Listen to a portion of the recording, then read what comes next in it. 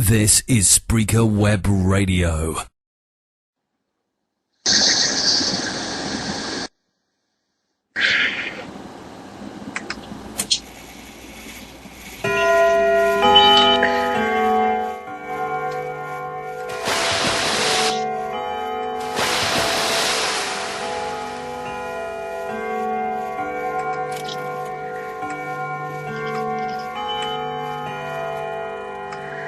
It's that time again.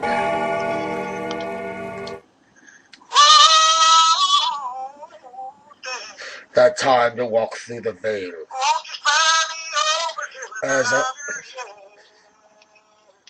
To follow the ghost in the graveyard. Now here's your host. The ghost that walks in the graveyard.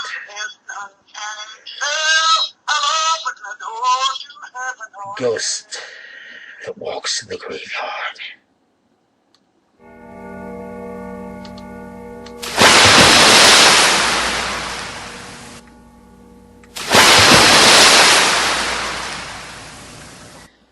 Hello, everybody. I can tell we're looking forward to tonight. Just 2 more nights. Just 2 more nights till you get to open your presents if you celebrate Christmas.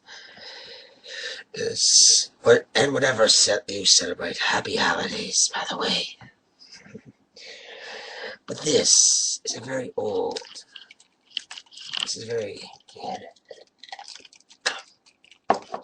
day. For we will not be hearing anything. We will be hearing from a very special tome. One that I think you will find very great. And it's an old one too. You may know it. It's been told in several forms. But I will tell it tonight. As the clock strikes midnight. Right now it's 11:56 p.m. I know I'm starting this show a little early, but that's because this is a very long broadcast. So I hope you're ready to enjoy it.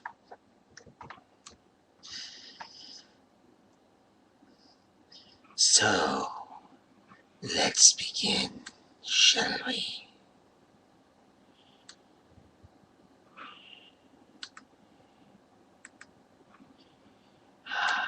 One second, please.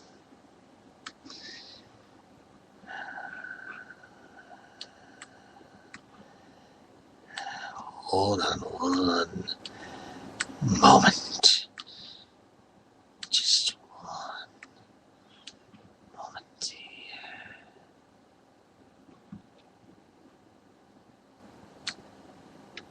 I'm just finishing a few things up.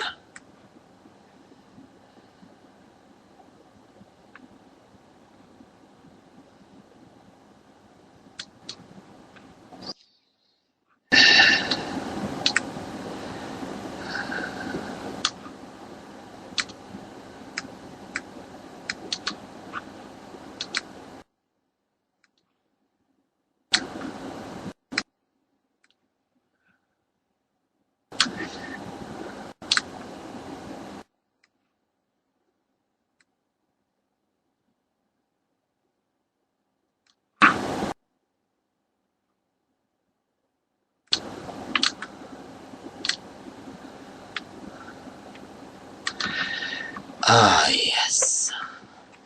So, you will be hearing maybe some clicking, but you must understand that I am doing this to try and do the best I can.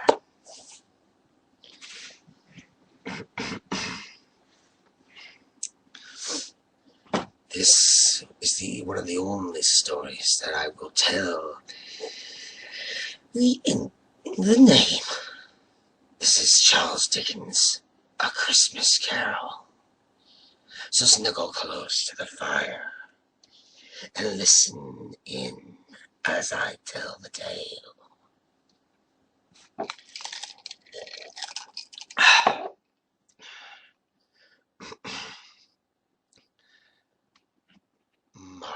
was dead to begin with, as dead as a doornail. This must distinctly be understood, or nothing wonderful can come of what I am about to tell you. Once upon a time, of all good days in the year, on Christmas Eve, old Scrooge sat busy in his counting house. It was cold, bleak, biting weather, foggy withal, and he could hear the people in the court outside.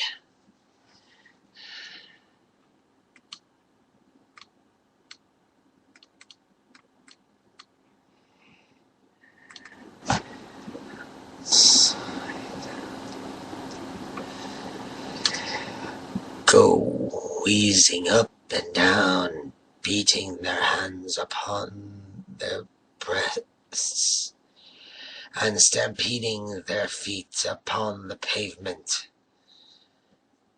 Pavement stones to warm them. The city clocks had only just gone 3, but it was quite dark already.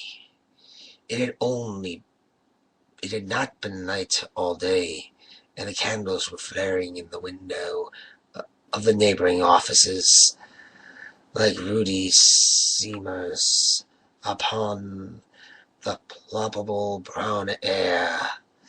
The fog came pouring in at every keyhole and chink, and it was so dense without that although the court was of the narrowest of houses, opposite were mere phantoms. To see the dingy cloud come dropping down, obscuring everything, one might have thought that nature lived hard by and was brewing on a large scale. The door to Scrooge's count house was open, so that he might keep his eye upon his clerk, who in a dimsel's little cell beyond a sort of tank was copying letters. Scrooge had a very small fire, but the clerk's fire was so very much smaller that it looked like one coal, but he couldn't replenish it, for Scrooge kept the coal box in his room. And so surely as the clerk came in with the shovel, the master predicted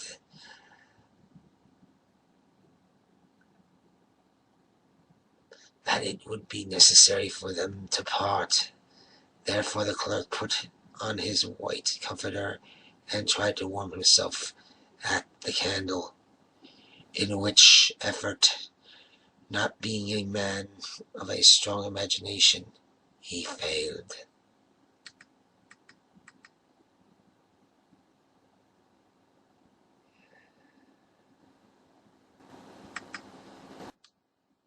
Cheerfully,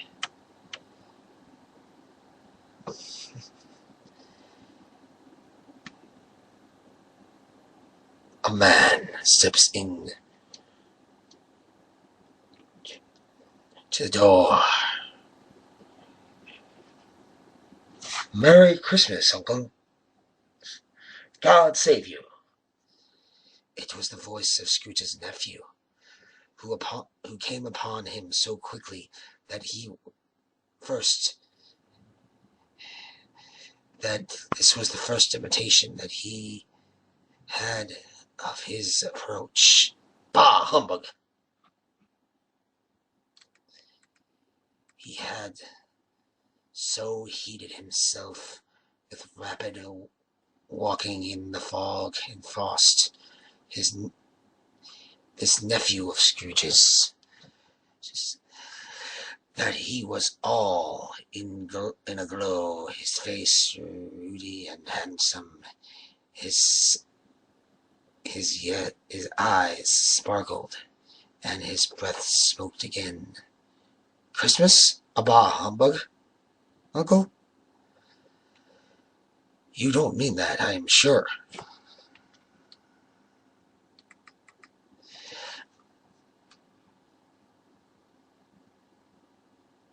I do Merry Christmas.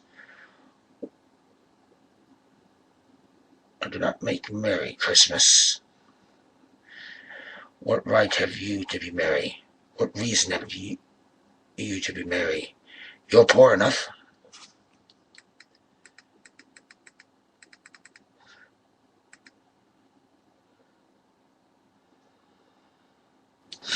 Come then. What right have you to be dimsel? What reason do you have to be Morse? You're rich enough. Having no better answer on the spur of the moment, Scrooge only answered, Bah! Humbug! Do not be cross, Uncle. Indignantly Scrooge answered,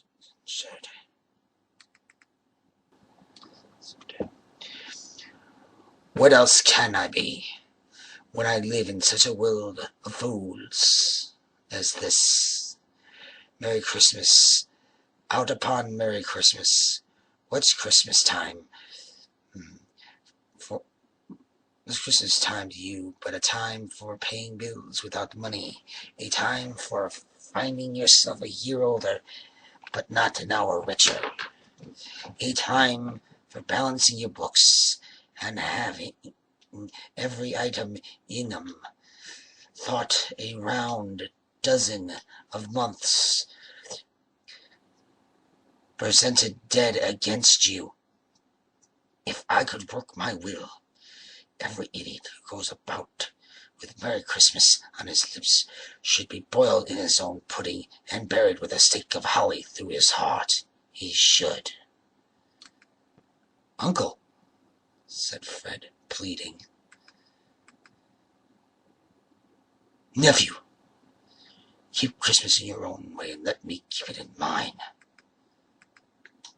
But you don't keep it. Then let me leave it alone, then.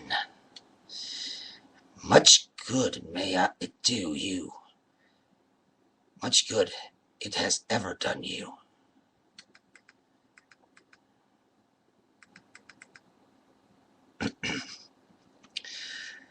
There are many things from which I might have delivered good, by which I have not profited, I dare say, Christmas among the rest.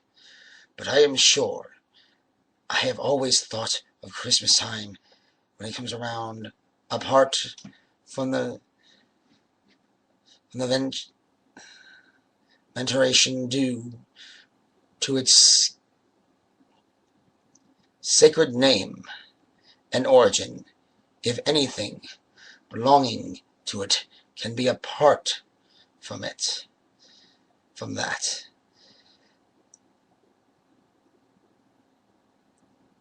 As a good time, a kind, forgiving, charitable, pleasant time, the only time I know of in the long calendar of the year, when men, women seem by one constant to open their shut up hearts freely, and to think of people below them, if they really We're fellow passengers to the grave, and not another race of creatures bound on other journeys. And therefore, uncle, though it has never put a scrap of gold or silver in my pocket, I believe that it has done me good, and will do me good, and I say, God bless it.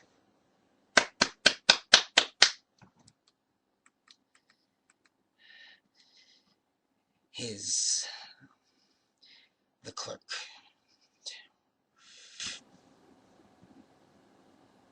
applauded. Was interrupted by Scrooge. Let me hear another sound from you, and you'll keep your Christmas by losing your situation. Cratchit. You're quite a powerful speaker, sir. He turns towards his nephew. I wonder you don't go into Parliament. Don't be so angry, uncle. Come, dine with us tomorrow.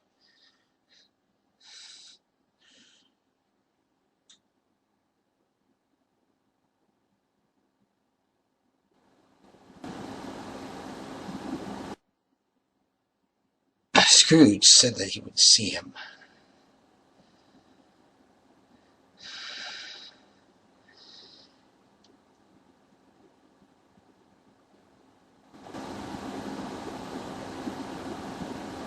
Yes, indeed, he did. He went the whole length of expressions and said he would see him in that extremity first. I'd see you in hell first.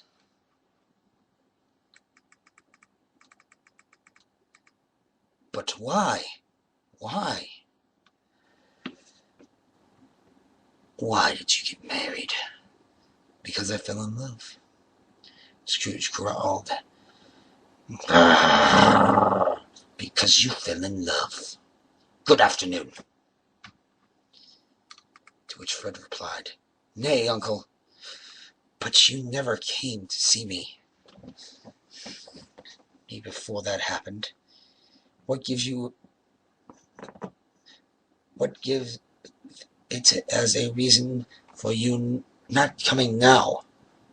Good afternoon.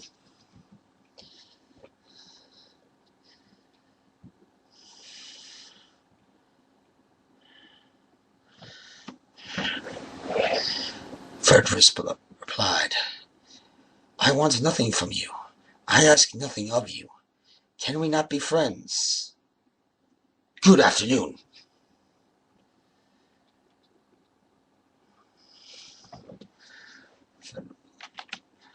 I'm sorry with all my heart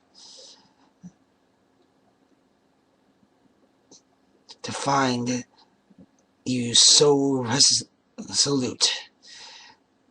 We may never had any quarrel, of which I have been a party, but I have made the trial in homage to Christmas. I'll keep my Christmas humor to the last. So a Merry Christmas, Uncle. Scrooge replied, Good afternoon. And to which Fred replied, and a Happy New Year. Good afternoon, Scrooge replied.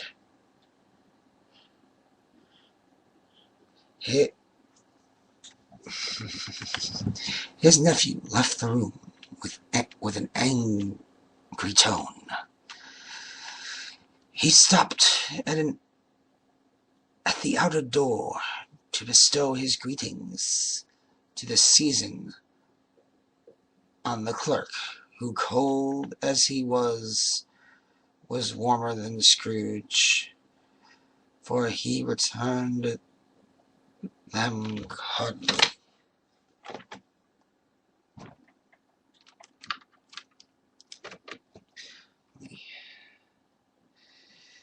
There, another fellow, my clerk, with 15 shillings a week,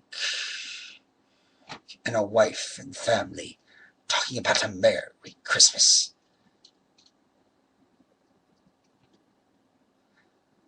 I'll retire to Bedlam.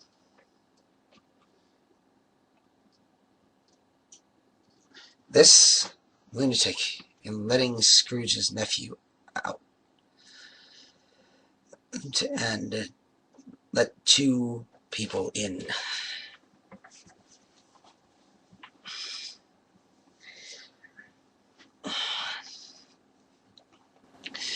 They were portly gentlemen,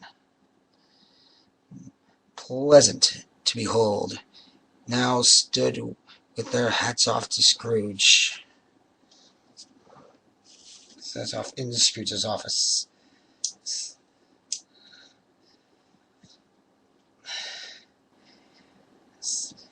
They had books and papers in their hands, and bowed to him. We return. I'll continue the story. That sound more like everyone else than anyone else.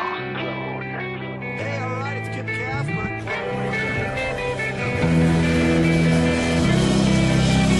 Spreaker is the website which turns anyone into a radio DJ. Log on to Spreaker.com for listening to thousands of radio channels and start creating your own radio today.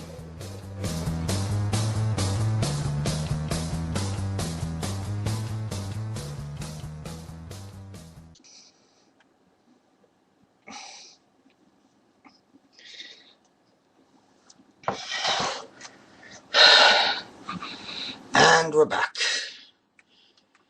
And back to the story. The first gentleman looked at Scrooge.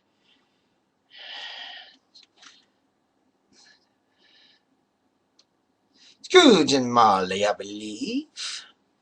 Have I the pleasure of addressing Mr. Scrooge or Mr. Marley? Mr. Marley's been dead at least 7 years. He died 7 years ago on this very night. To which the second gentleman replied,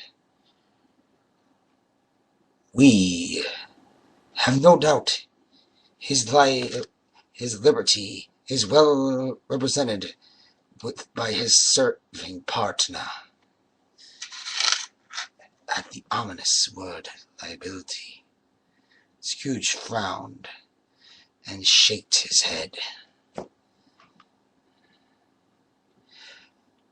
At this festive time of year, Mr. Scrooge, it is more than usually desirable that we should take some slight provision for the poor and destitute.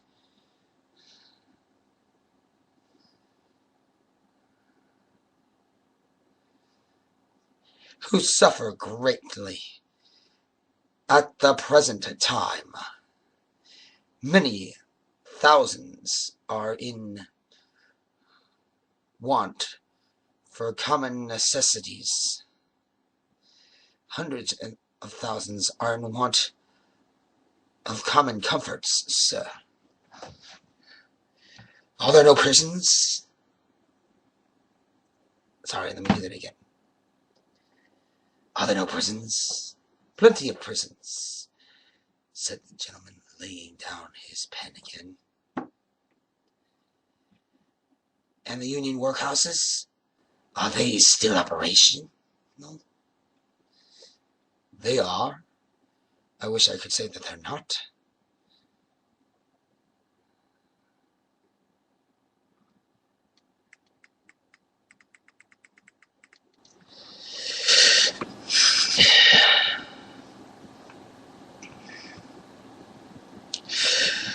treadmill and the poor law are in full vigor then?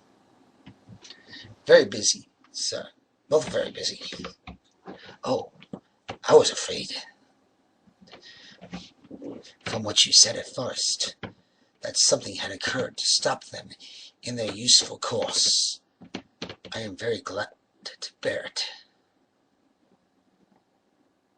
The second gentleman replied, under the impression that they scarcely furnish Christian cheer of the mind or body to multitude of few of us are endeavored to raise a fund to buy the poor some meat and drink and means of warmth.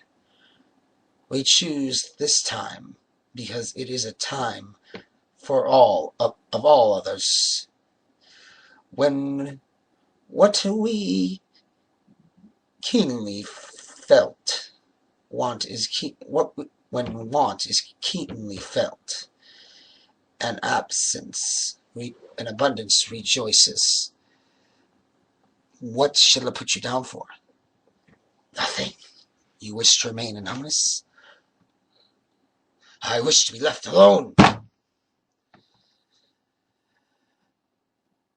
Since you asked me what I wish, gentlemen, that is my answer.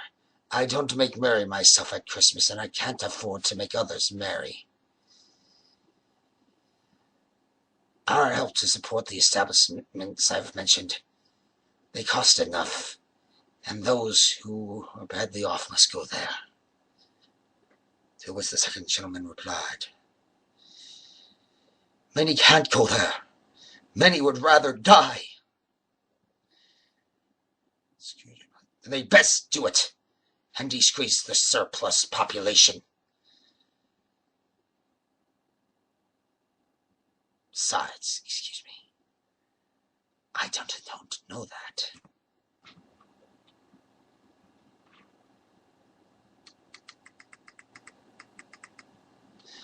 But you might know it, observed the gentleman. The first gentleman. To which Scrooge had replied, it is not my business.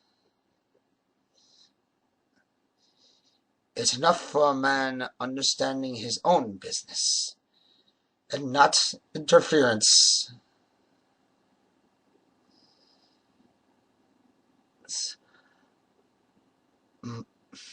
Not to interfere with other people. Mine occupies me constantly. Good afternoon, gentlemen. Seeing clearly that it would be useless to pursue their point, the gentlemen withdrew. Scrooge returned to his labors with an improved opinion on himself, and in a more fictitious temper than was usual with him. Meanwhile, the fog and darkness thickened, so people ran about with flaring links, proffering their service to go before horse in carriages and conduct them on their way. The ancient tower of a church, whose gruff old bell, always peeping slightly down at Scrooge out of a Gothic window in the wall, became invisible and struck the hours.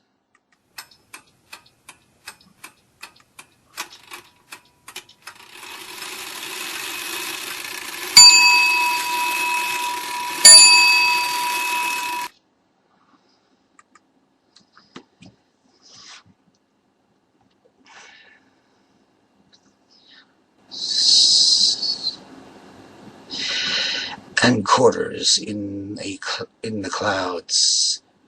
Tremendous vibration.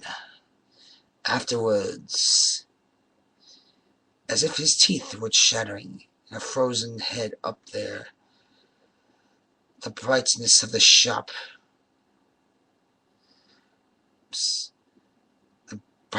shops were holly springs and berries crackling in lamp heat of the windows, made pale faces ruddy as they passed.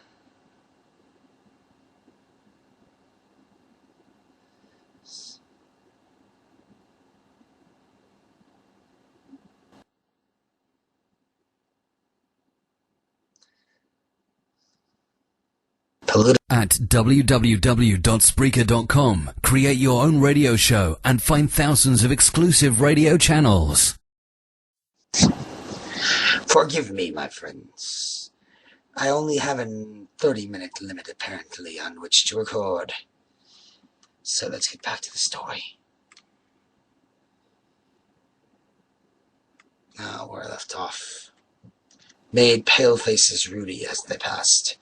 Politicos and grocers' trades became splendid jokes, a glorious pageant of which it was next to impossible to believe such dull principles as bargain and sale had anything to do. The Lord Mayor in the stronghold of the mighty mansion house gave order to his 50 cooks and butlers to keep Christmas as a Lord Mayor's household should.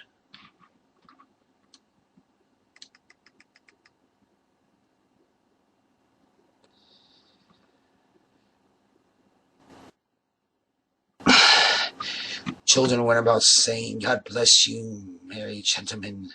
May nothing you dismay."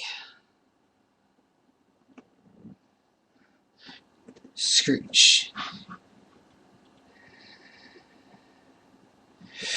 seized the ruler with such energy of action that the singer fled in terror, leaving the keyhole to the fog. Even then, more congenial frost. At the length, the hour of shutting up the counting house arrived.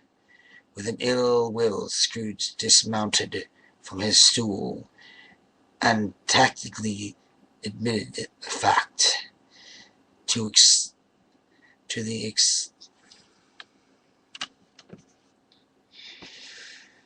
acceptant clerk in the tank, who instantly snuffed out his candle and put on his hat.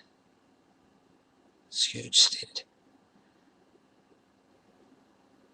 "You want all day tomorrow off, I suppose?"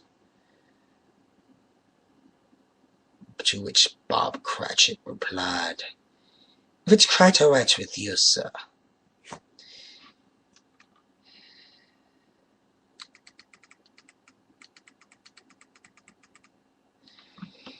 "It is not all right, and it is not fair.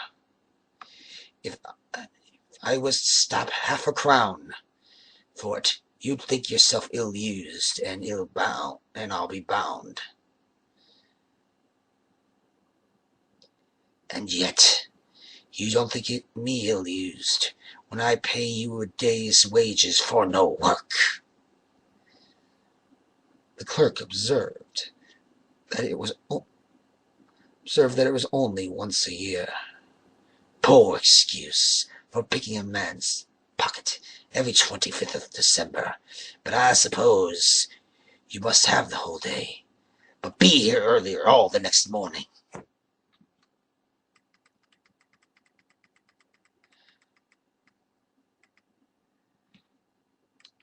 And when we return, I shall read more. That sound more like everyone else than anyone else. Hey, alright, it's Kip Casper.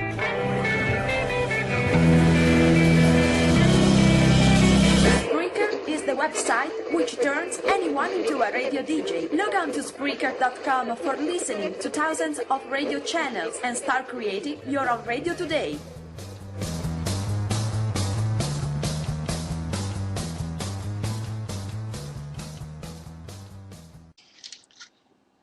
And we're back.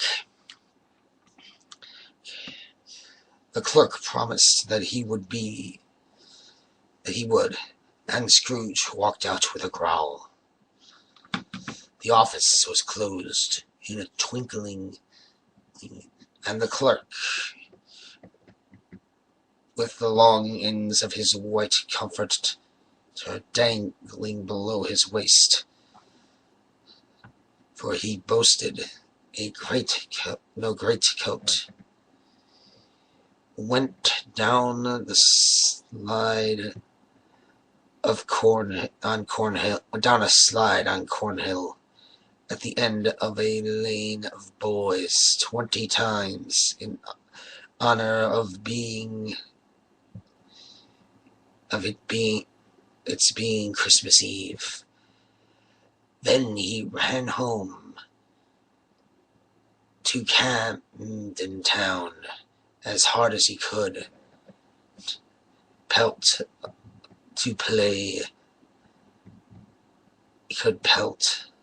hard as he could pelt, to play at Blind Man's Bluff. Scrooge took his melancholy dinner.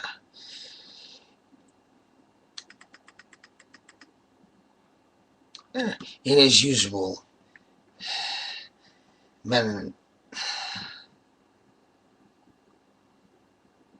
melancholy tavern, and having read all the newspapers and bagel and bugled the rest of the evening with his banker's book.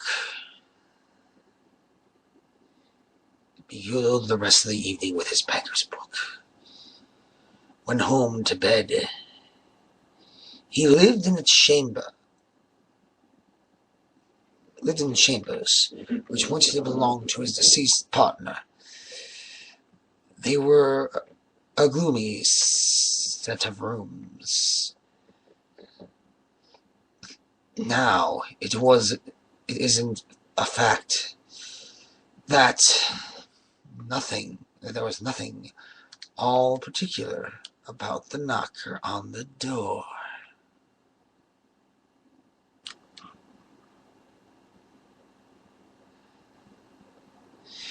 Except that it was very large.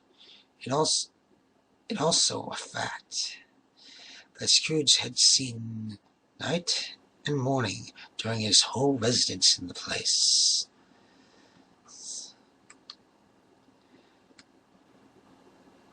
So that Scrooge had a little of what was called the fancy about him, as many men in the city of London. Let it also be borne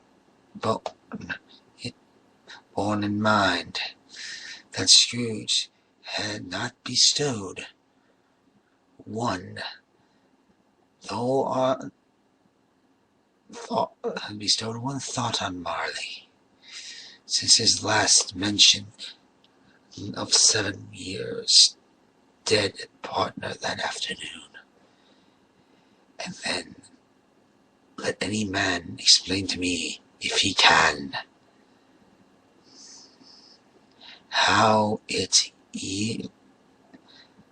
how it happened that Scrooge, having his key in the lock, saw in the knocker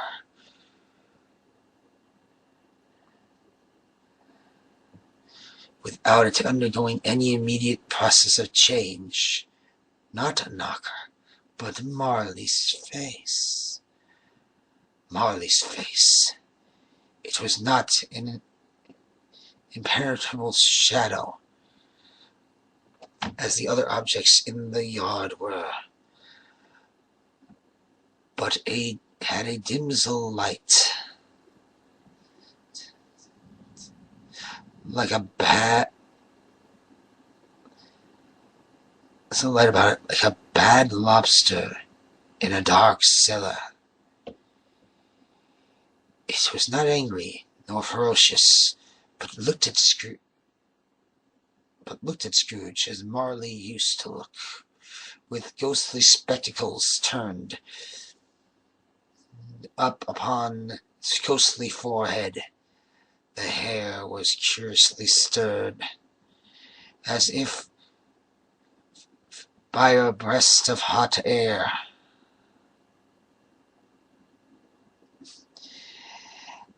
And though the eyes were wide open, they were perfectly motionless. That its livid color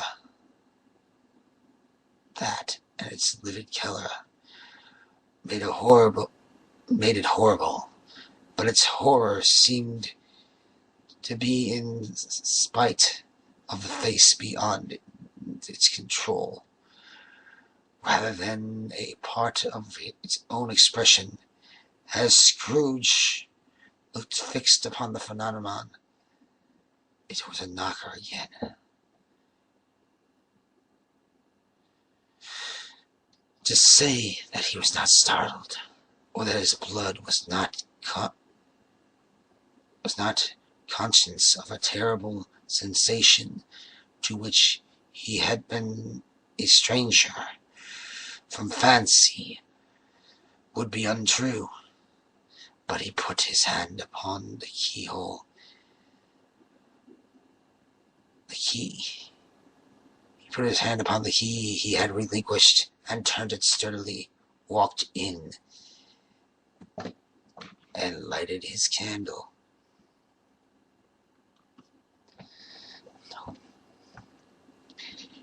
He did pause for a moment, irresolution, before he shut the door, and he did look cautiously behind him first, as if half expecting to be terrified with the sight of Marley's pigtail sticking out into the hall. But there was nothing on the back of the door, except the screws and nuts that held it in the knocker. So he said, "Pooh-pooh, pooh-pooh."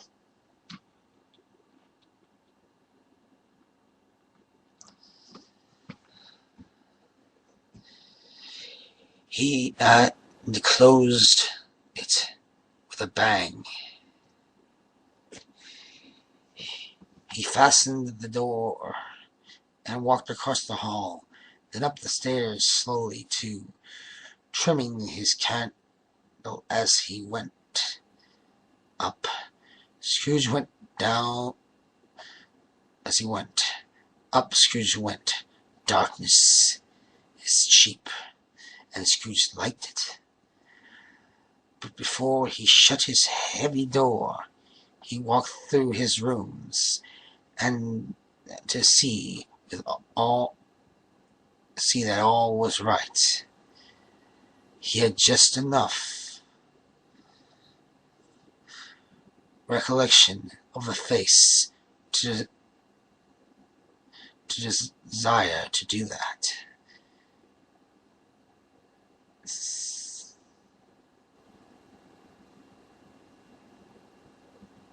Sitting room, bedroom, lumber room, all as they should be.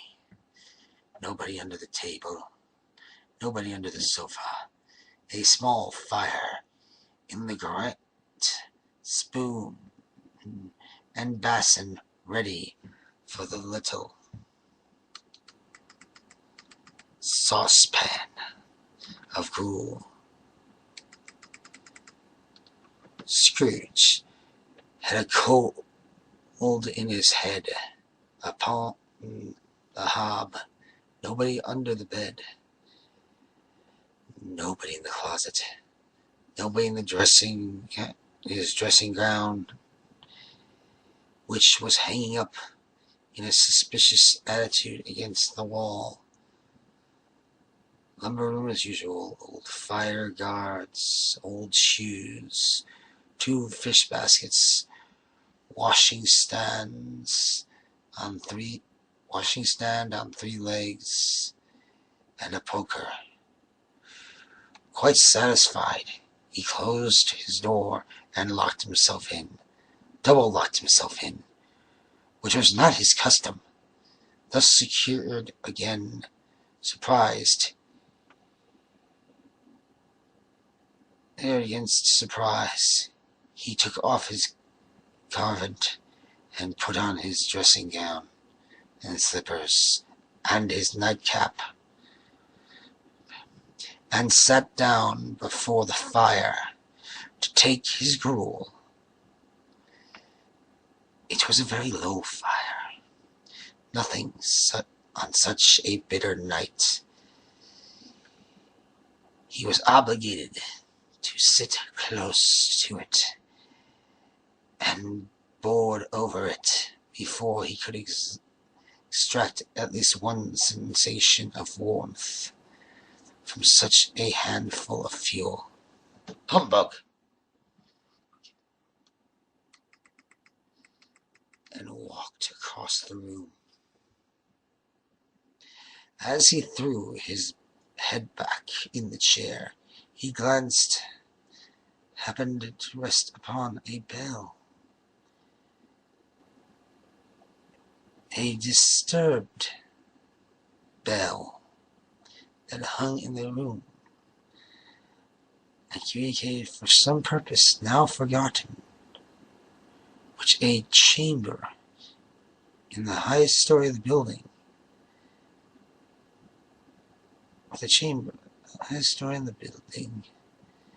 it was with great astonishment and with strange dread that he looked upon the bell, and the bell began to ring out loudly,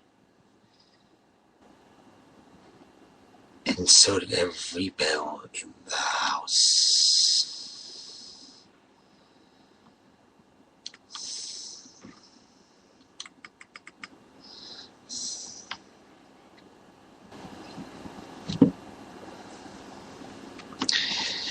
Strange.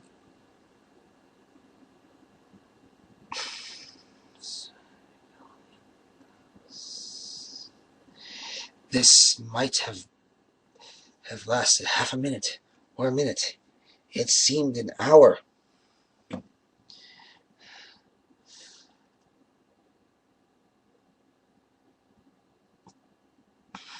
The bells ceased as they began together. Then a sudden clinking noise, deep, as if deep down below, as if someone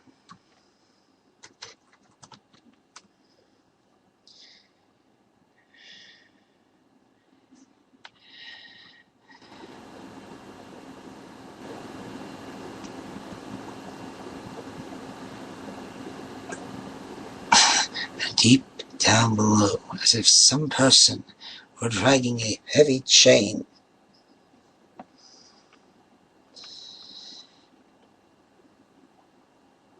Hanging over the casks in the wine merchant's cellar.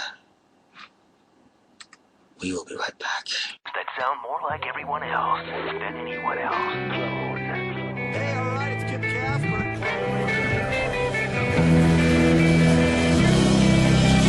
Spreaker is the website which turns anyone into a radio DJ. Log on to Spreaker.com for listening to thousands of radio channels and start creating your own radio today.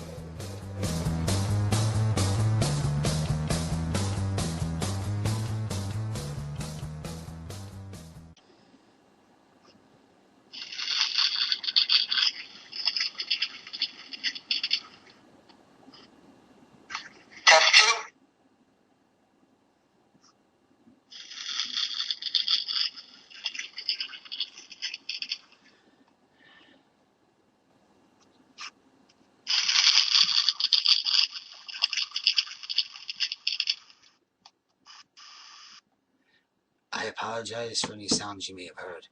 I was testing my sound effects for this. Sorry about that. Anyway, back to what I was reading.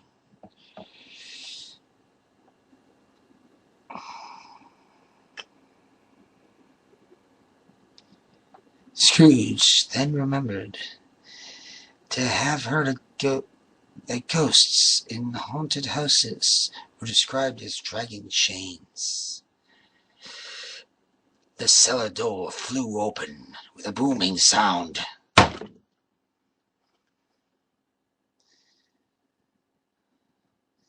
And then he heard the noise so much louder on the floors below than coming up the stairs.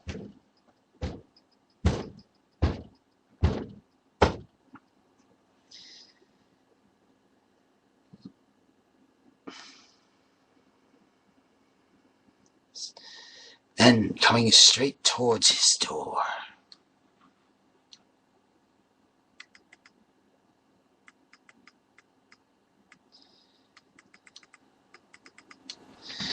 It's a ball humbug. I still won't believe it. His color changed, though, when without a pause it came on through the heavy door and passed into the room before his eyes. Upon its coming in, a dying flame leaped up, as though it cried, "I know him," Marley's ghost, and fell again. The same face, the very same face. Marley, in his pigtail usual waistcoat, tights and boots, the tassel on ladder bristled like his pigtail, and his coat skirt.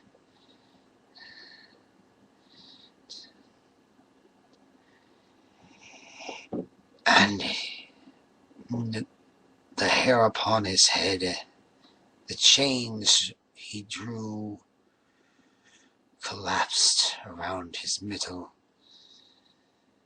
It was long and wound around him like a tail, and it was made, for Scrooge observed it closely, of cash boxes, keys, padlocks,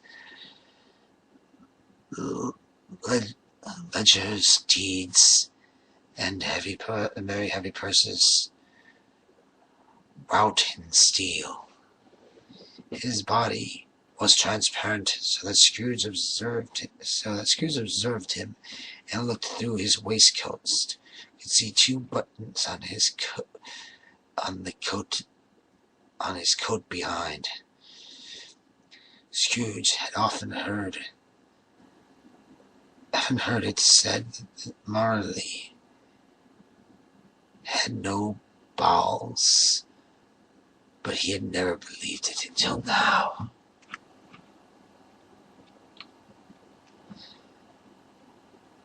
Nor did he believe it now. Though he looked, the phantom thought dread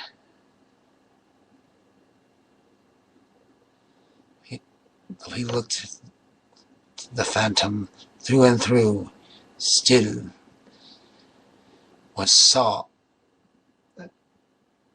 it standing there before him. Though he felt chilling influence and its death cold eyes, and marked the very texture that folded kerchief bound to its head and chin, which wrapped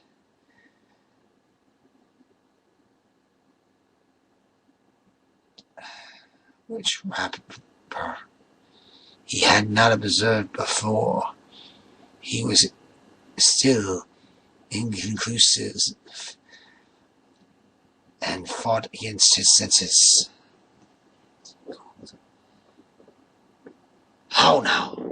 What do you want from me? Much. Who are you?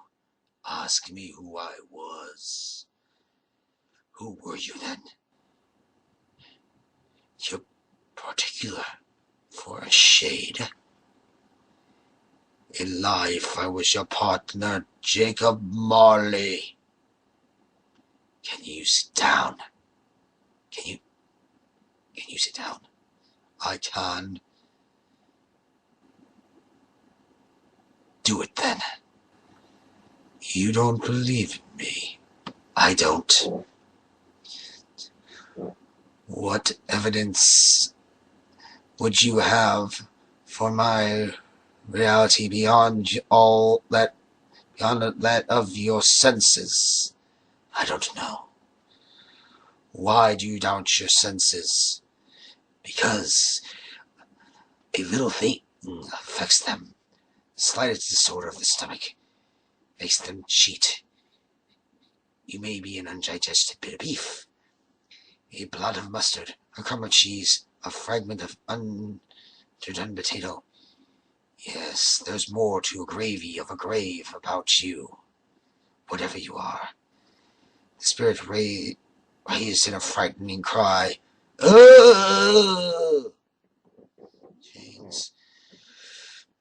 And circus chains with such a dismal and appalling noise that Scrooge held on tight to his chair to save himself from falling in a swoon.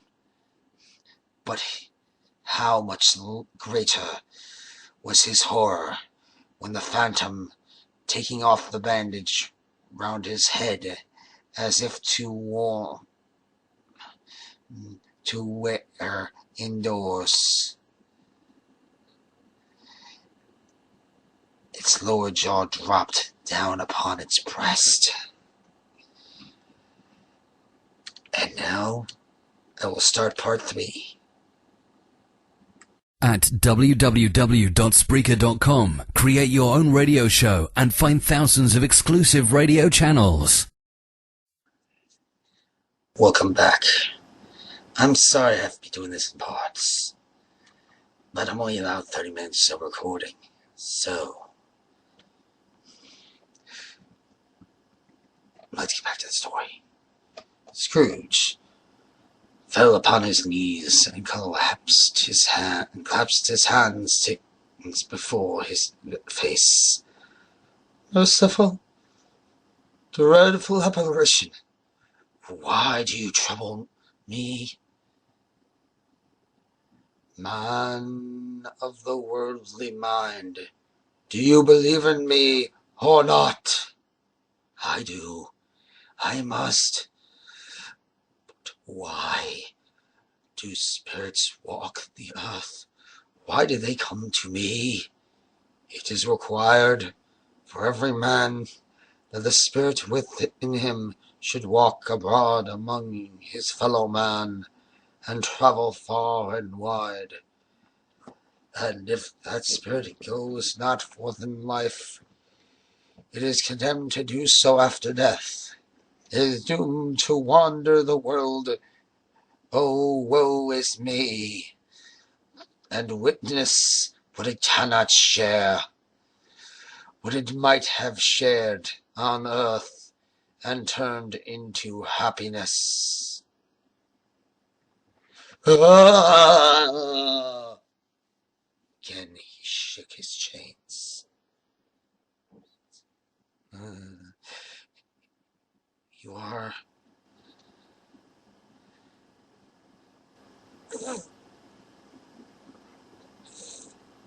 Federed, tell me why.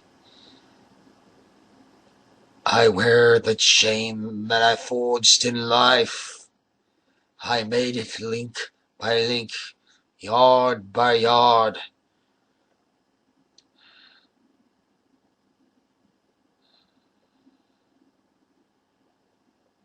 I grinded it. I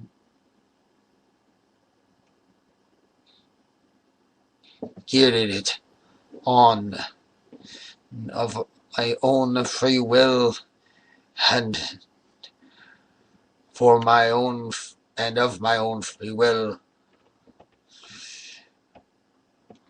I wore it. Is its pattern strange to you?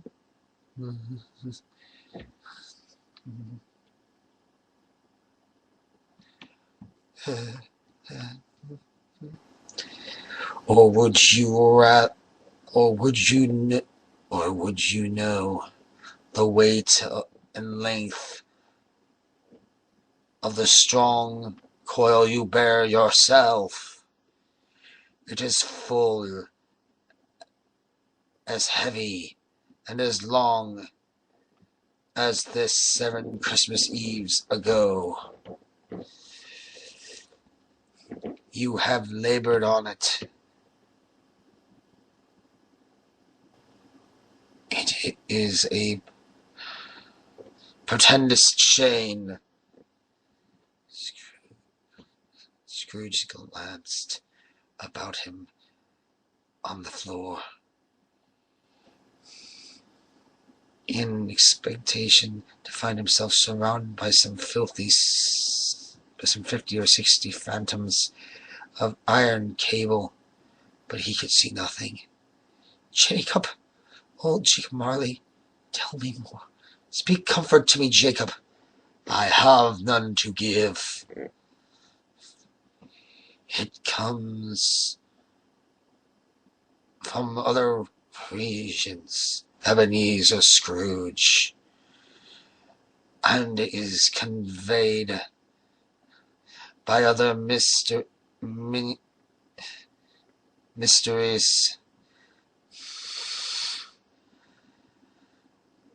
to other kind of men, nor can I tell you what I would. A very little more. It is all permitted of me. I cannot rest, I cannot stay, I cannot linger anywhere. My spirit never walked beyond the courthouse. Our courthouse. Mark me. In life, my penta never roved beyond the narrow limits of our money-changing hole, and weary journeys lie before me. You must have been very slow about it, Jacob. Slow? 7 years dead, traveling all the time? The whole time. No rest, no peace.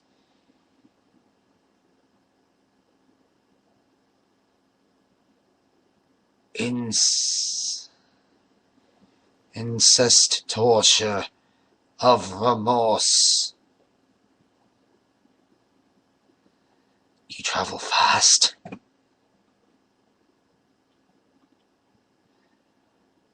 On the wings of the wind.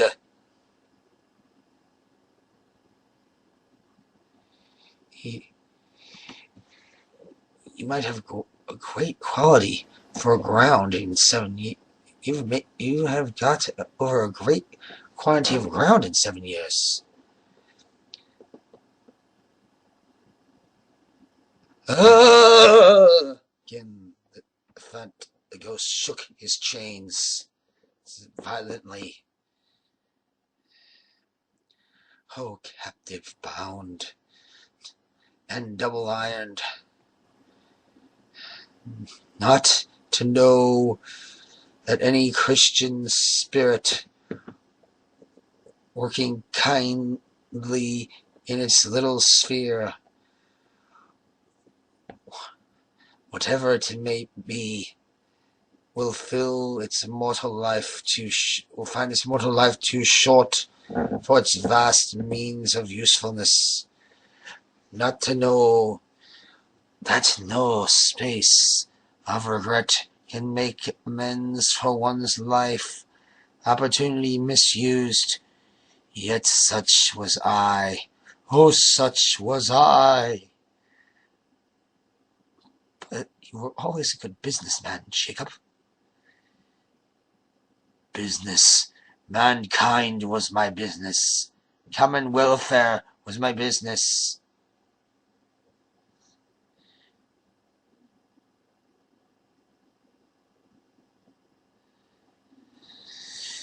Charity, mercy, forbearance, and benevolence were all my businesses. The dealings of my trade were but a drop of water in the comprehensive ocean of my business.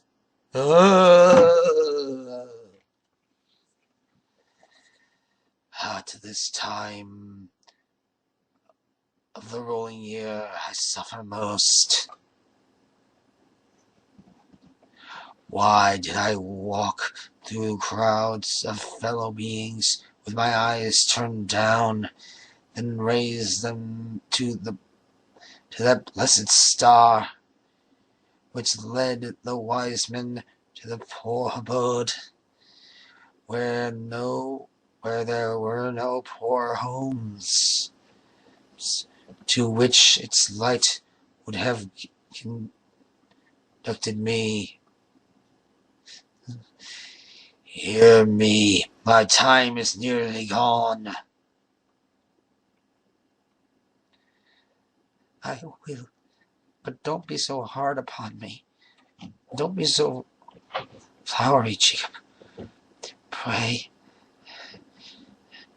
how is it that I appear before you in a shape that you can? How is it that you appear before me in a shape I can see? I may not tell. I have sat invisible beside you many and many a day. That is no light of my presence. I am here tonight to warn you that you have yet a chance of hope of escaping my fate, a chance of hope of my pronouncing Ebenezer. You were always a good friend to me. Thank ye. You will be haunted by 3 ghosts.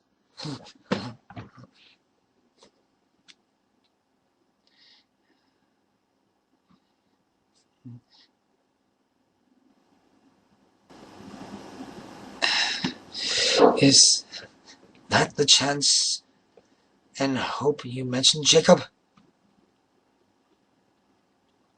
It is. I'd rather not.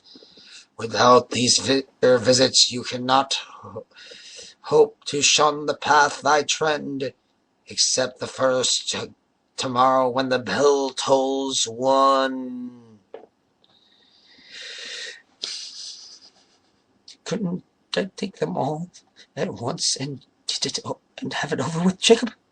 Expect the second, the next night, the same hour, and the third upon the next night, when the last stroke of 12 ceases to vibrate.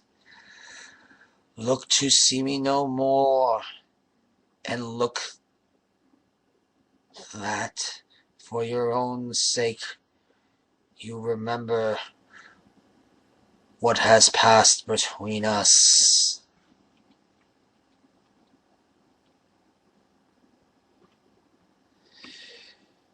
Scrooge ventured his eyes again,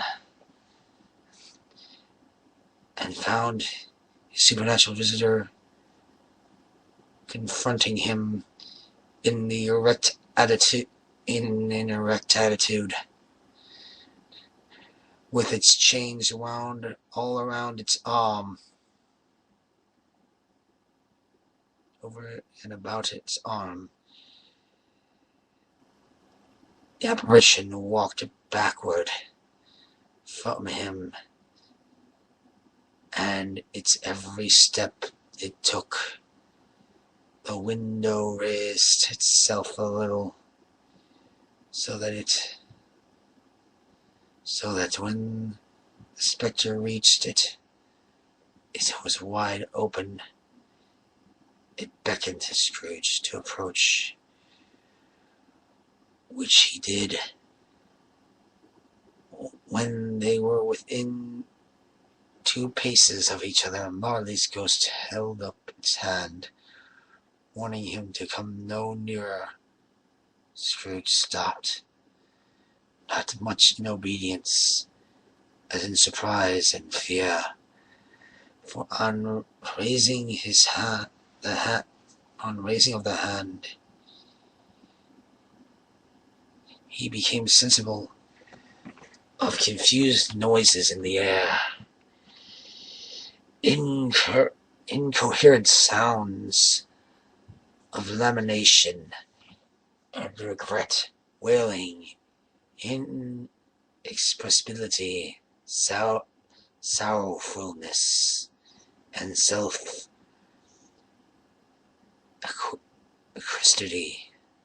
The spectre, after listening for a moment, joined the mournful dirge and floated out upon the bleak dark of night. Scrooge followed to the window.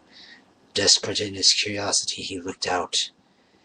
The air was filled with phantoms, wandering hithering and thithering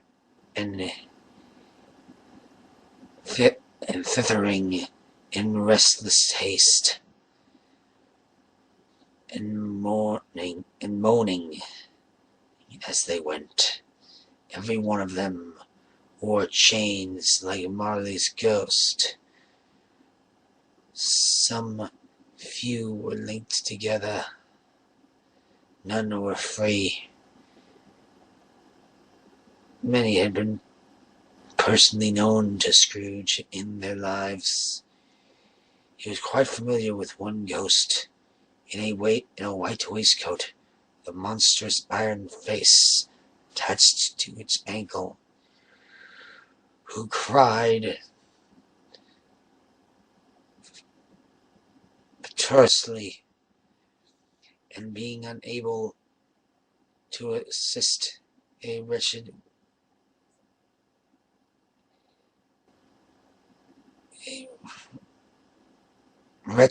woman with an infant, whom it saw below upon a doorstep. The misery with them all was clearly that they sought to interfere for good in human matters and had lost the power forever.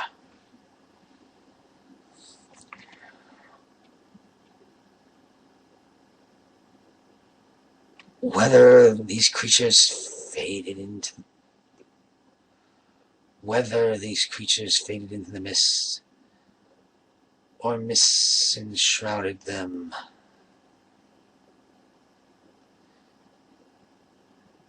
He could not tell. But they and their spirit voices faded together. The night became as it had been. And when he walked home, Scrooge closed the window and examined the door by which the ghost had entered. It was double locked, as he had locked it with his own hands, and the bolts were undisturbed. He tried to say, but stopped at the first syllable.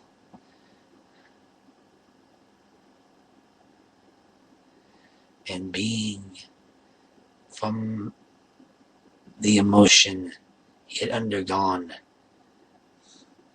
or the fatigue of the day, of his glimpse of the invisible world, or dull conversation of the ghost, or the lateness of the hour, much in need of repose, went straight to bed without undressing, and fell asleep upon an instant. We'll be right back. That sound more like everyone else than anyone else. Hey, alright, it's Kip Casper.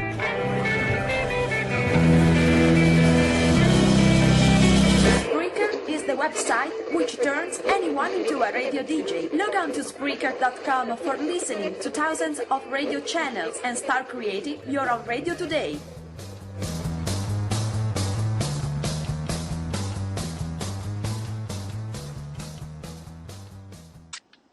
And we're back.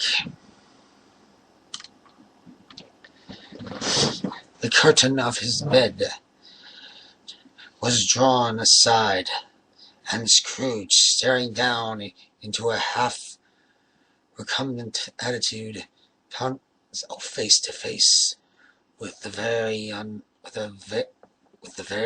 visitor who drew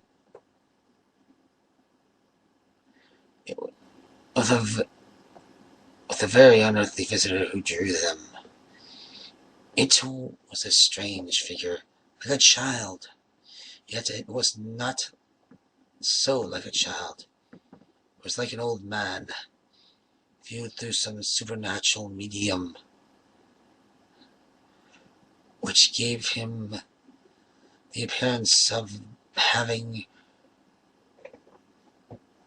ascended from the view and being diminished to a child's proportions. Its hair, which hung around its neck and down its back, was white, as if with age, and yet the face had not a wrinkle in it, and the tenderest bloom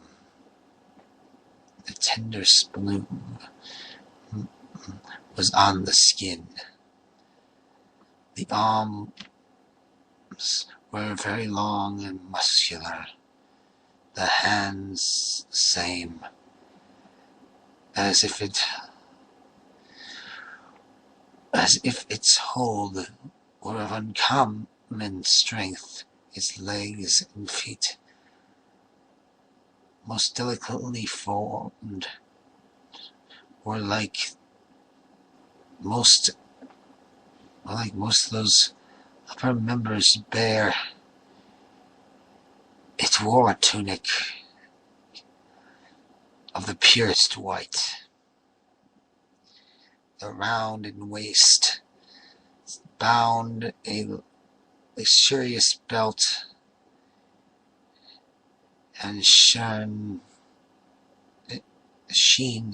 which was beautiful, held a branch of fresh green holly in its hand,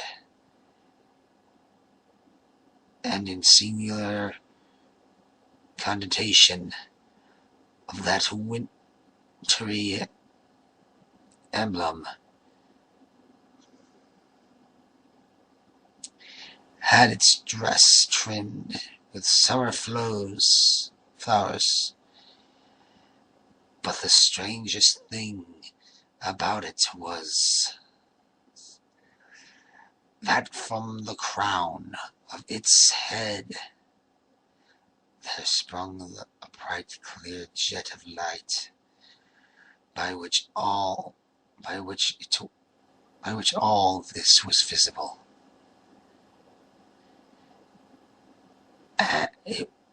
and which was doubtless the occasion of its using in its dural moment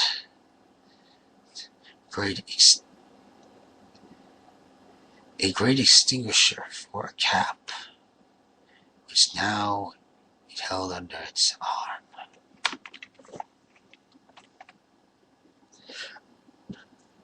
Are you the ghost whose coming was foretold? I am.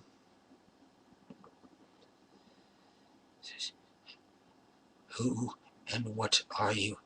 I am the ghost of Christmas past. Long past? No, your past. Perhaps Scrooge could not have told anybody why. If anybody could have asked him, he had a special desire to see the spirit in his cap, and begged him to be covered. What would you do?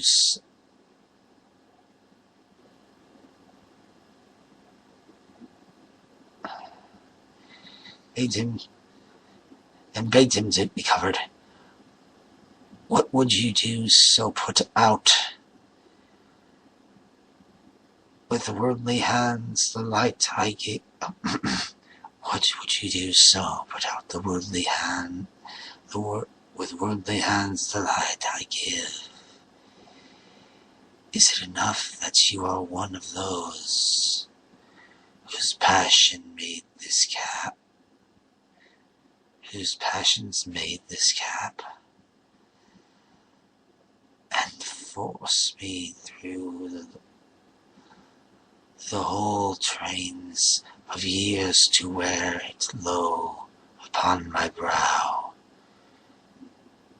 Scrooge,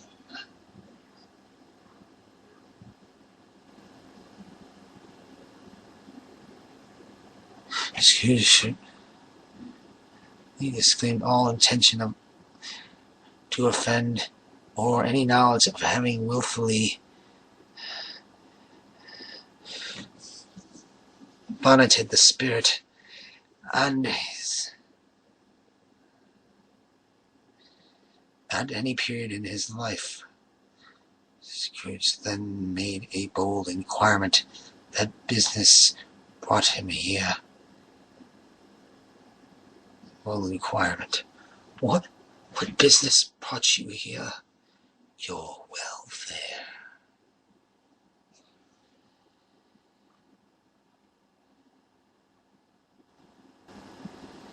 Scrooge expected himself much obligated, but could not help thinking that a night of unbroken rest would have been more conductive at the end.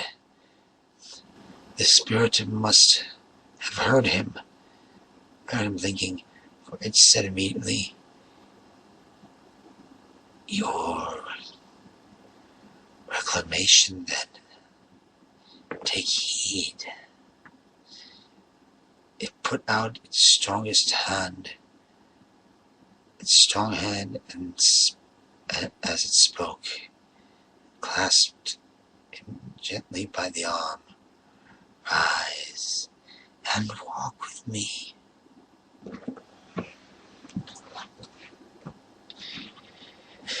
And I will now do part. This is Spreaker Web Radio. Welcome to part 4.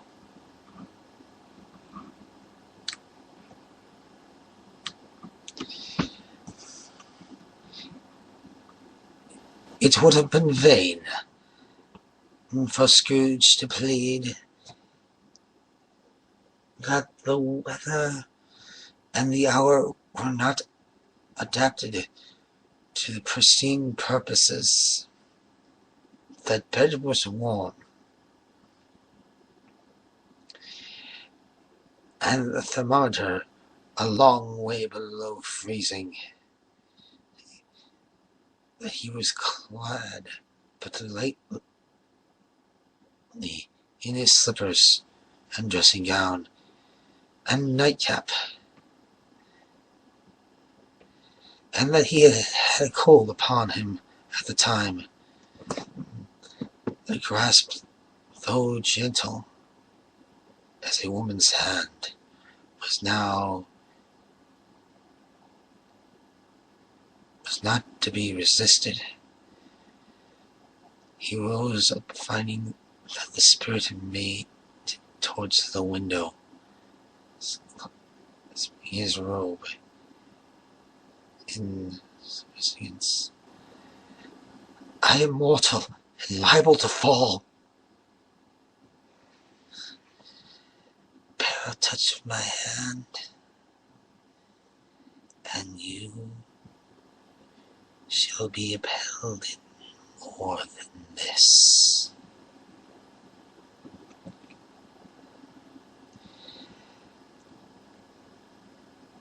As the words were spoken, they passed through the wall and stood upon an open country road, with fields on either hand. The city had entirely vanished. Not a vestige of it was to be seen. The darkness and mist had vanished with it, for it was a clear, cold winter day with snow upon the ground.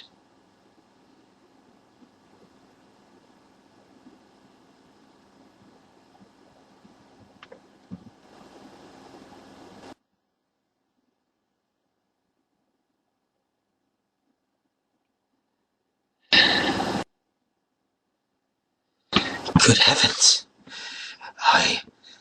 I was bred in this place. I was a boy here. The spirit gazed upon him mildly. Its gentle touch, though it had been light and instantaneous, appeared to still present to the old man's sense of feeling. He was conscious of 1,000 orders floating in the air, each one connected with 1,000 thoughts, hopes, and joys, and cares of long forgotten. Your lip is trembling, and what's that on your cheek?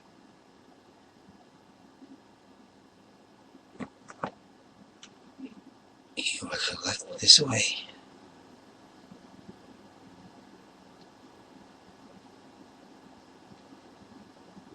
Recollect the way. Remember it. I could walk it blindfold. Strange. To have forgotten it for so many years. Let us go on.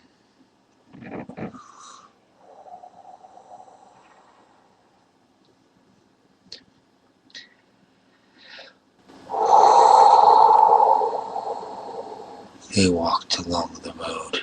Scrooge recognized every gate and post and tree, until a little market town appeared in the distance, with its bridge, its church, and winding river. Some shaggy ponies now were seen trotting towards them, with boys upon their backs, who called out other boys in country gigs and carts driven by farmers. All those boys were in great spirits. They shouted to each other until the broad fields were so full of merry music that the crisp air laughed to hear it. These are but shadows of things that have been. They have no consciousness of us.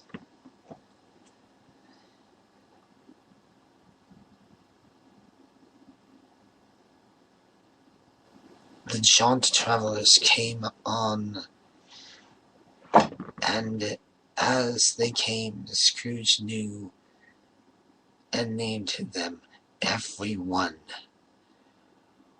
Why was he rejoiced beyond all bounds to see them? Why did his cold eyes glisten and his heart leap up as they went past? Why was he filled with gladness when he heard them give each other Merry Christmas, and they parted the crossroads and byways for their several homes?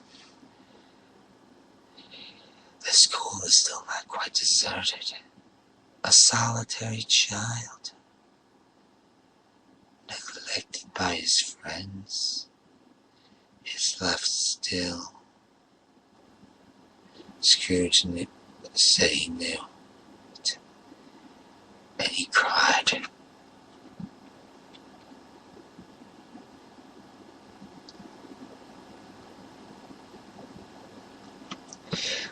They left in the high road by a well-remembered lane, soon approached a mansion of dull red brick.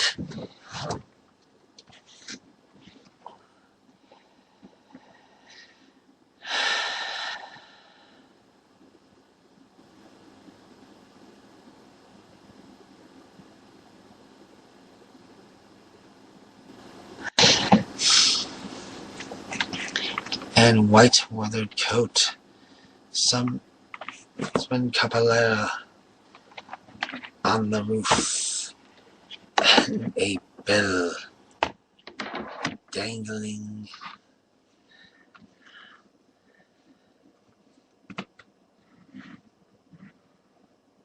and a bell.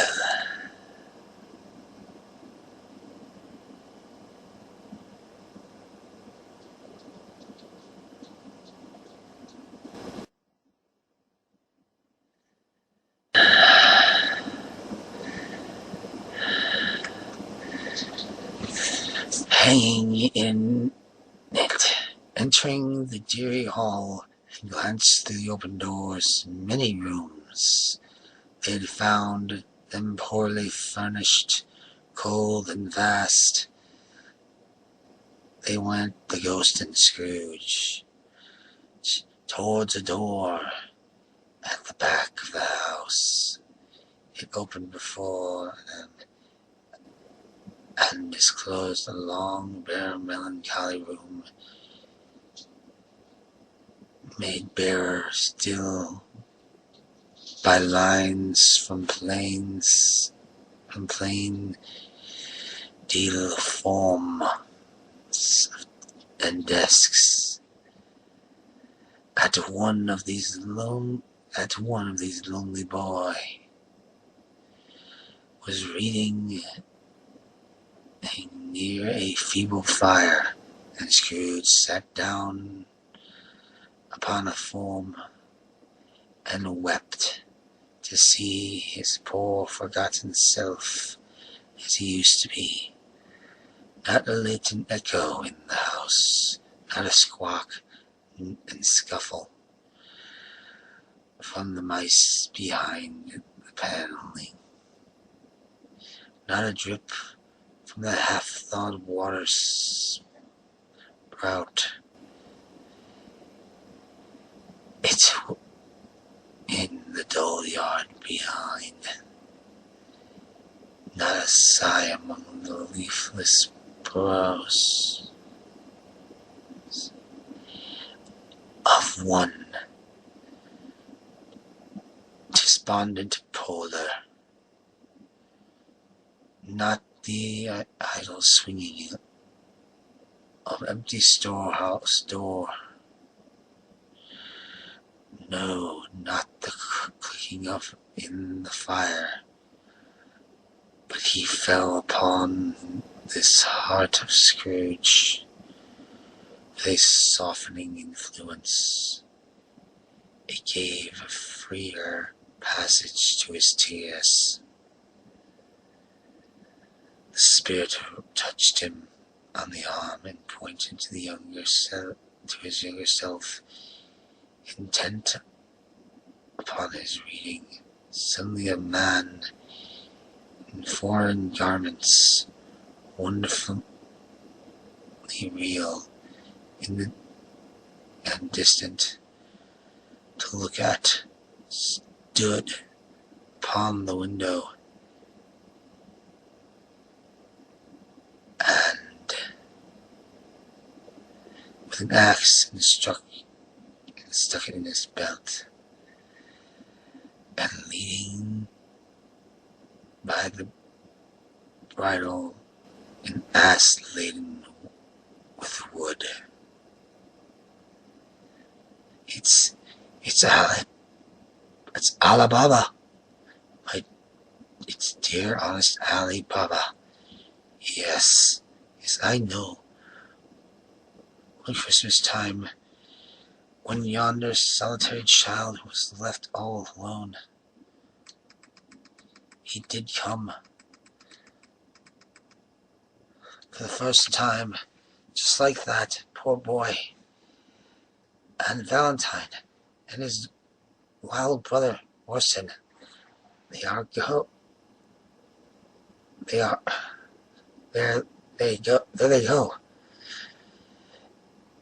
And what's his name? Who put down in his drawers asleep at the gate of Damascus.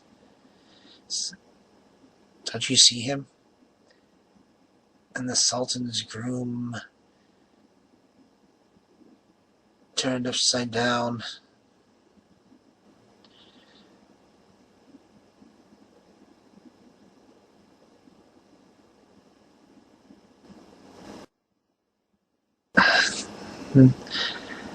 By the genie, there he is upon his head. Serve him right, I'm glad of it. What business had he to be married to the princess?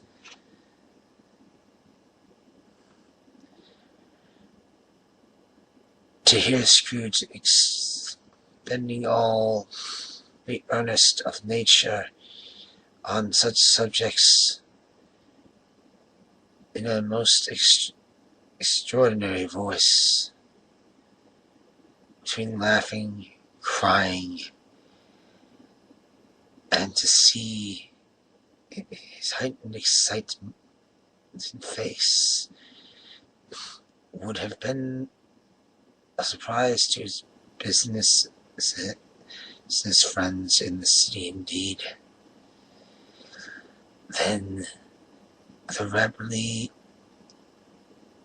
transitioned very foreign to his usual character.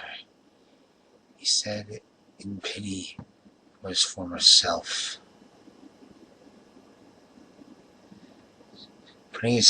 Scrooge putting his hand in his pocket, and looked about him after drying his eyes with his cuff. Poor boy, I wish, but it's too late now. What's the matter? Nothing. There's just some boys singing Christmas carols at my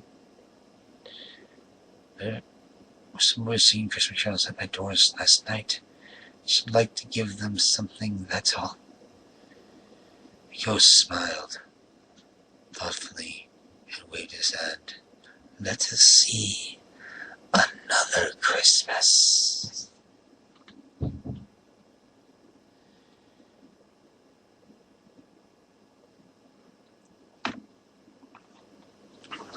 Scrooge's former self grew larger at the words, and the room became a little darker and more dirty. The panels struck the windows, cracked. Fragments of plaster fell out of the ceiling, and the naked laths were shown instead. But how all this brought about, Scrooge knew no more than you do. He only knew that it was quite correct, that everything had happened so. That there he was alone again, when all the boys had gone home for the jolly holidays. He was not reading now, but walking up and down despairingly. Scrooge looked at the ghost with a mournful shaking of his head, glanced anxiously towards the door. It opened, and a little girl, much younger than the boy, came darting in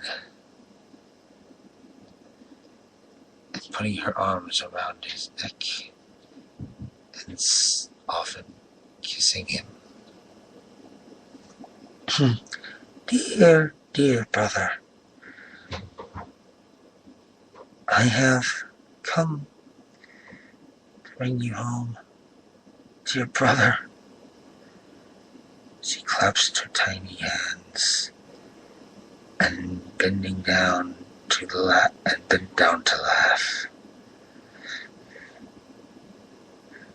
To bring you home. Home,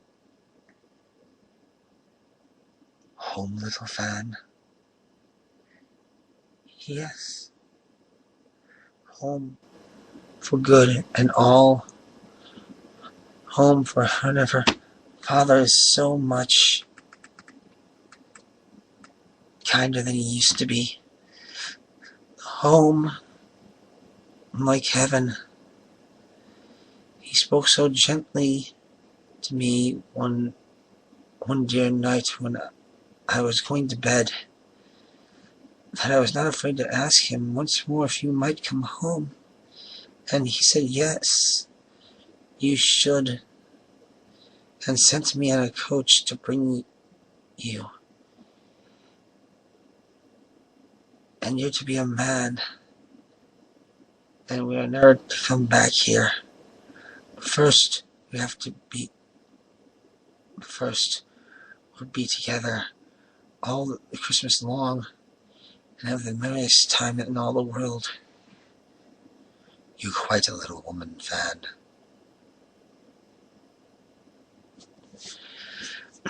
She clasped her hands and laughed, and tried to touch his head. But being too little, she laughed again, and stood tiptoed to embrace him. Then she began to drag him in her childish eagerness towards the door. And he, nothing loath to go accompany her. Always a delicate creature whom a breath might have withered, but she had a large heart. So she had. You're right. I will not gainsay it, Spirit. God forbid. She died a woman, and had, as I think, children.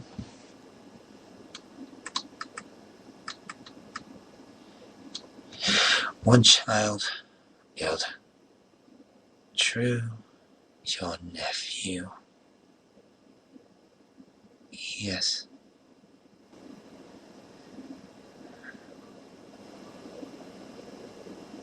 They had but that moment left school behind them. They were now in the busy thoroughfares of a city. Here shadowy passengers passed and repassed, with shadowy carts and coaches battle the way, and all little strife and tumult of a real city, where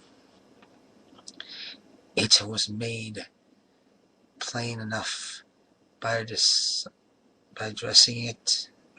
of the shops.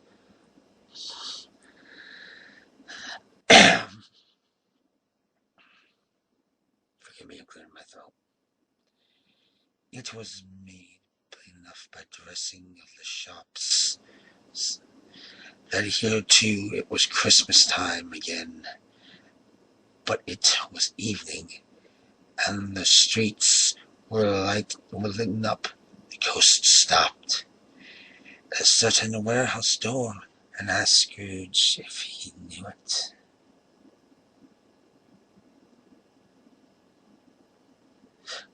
Know it? I apprenticed here. They went in at sight of an old gentleman with a Welsh wig, sitting behind such a high desk. Then he had been 2 inches taller. He must have knocked his head against the ceiling. Scrooge cried in great excitement, "Why, old Fezziwig, bless his heart! It's Fezziwig alive again!" Old Fezziwig laid down his pen and looked up at the clock, which pointed to the hour of 7. He rubbed his hands adjacent his passionless waistcoat, laughed all over himself, from his shoes to his organs of benevolence, and called out in a comfortable voice, oily, rich, fat, jolly voice,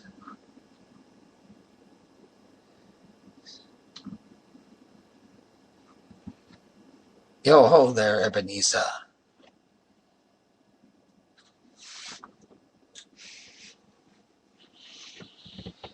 And that's the end of part 4.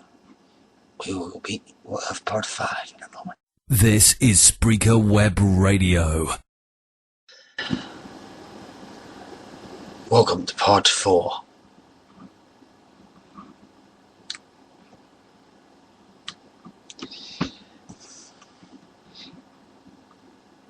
It would have been vain for Scrooge to plead that the weather and the hour were not adapted to the pristine purposes. That bed was warm, and the thermometer a long way below freezing. That he was clad but lightly in his slippers and dressing gown and nightcap, and that he had a cold upon him at the time. The grasp, though gentle as a woman's hand, was not to be resisted. He rose up, finding that the spirit made towards the window, his robe in resistance.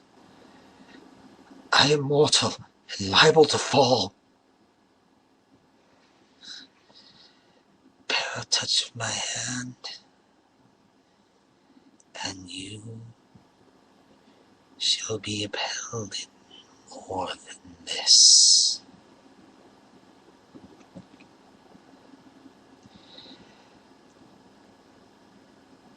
As the words were spoken, they passed through the wall and stood upon an open country road, with fields on either hand. The city had entirely vanished. Not a vestige of it was to be seen. The darkness and mist had vanished with it, for it was a clear, cold winter day with snow upon the ground.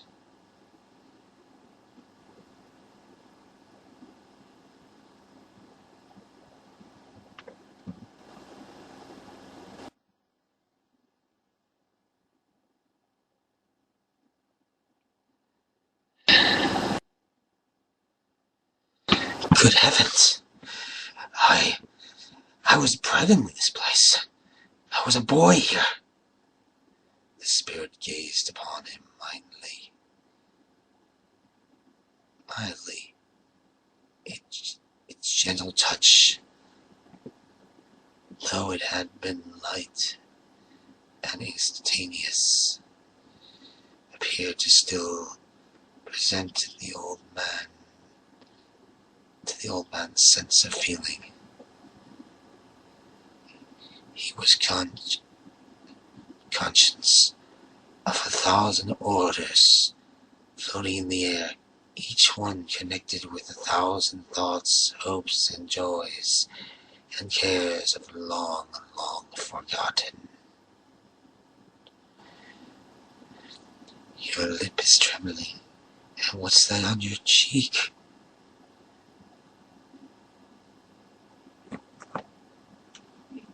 You recollect this way.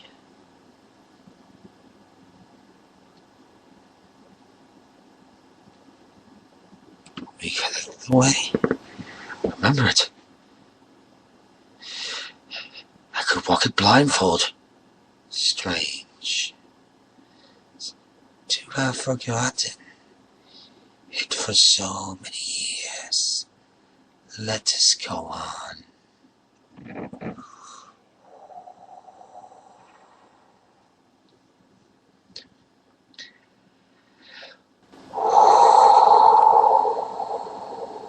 They walked along the road. Scrooge recognized every gate and post and tree, until a little market town appeared in the distance, with its bridge, its church, and winding river. Some shaggy ponies now were seen trotting towards them with boys upon their backs, who called out other boys in country gigs and carts driven by farmers. All those boys were in great spirits. They shouted to each other until the broad fields were so full of merry music that the crisp air laughed to hear it. These are but shadows of things that have been. They have no consciousness of us.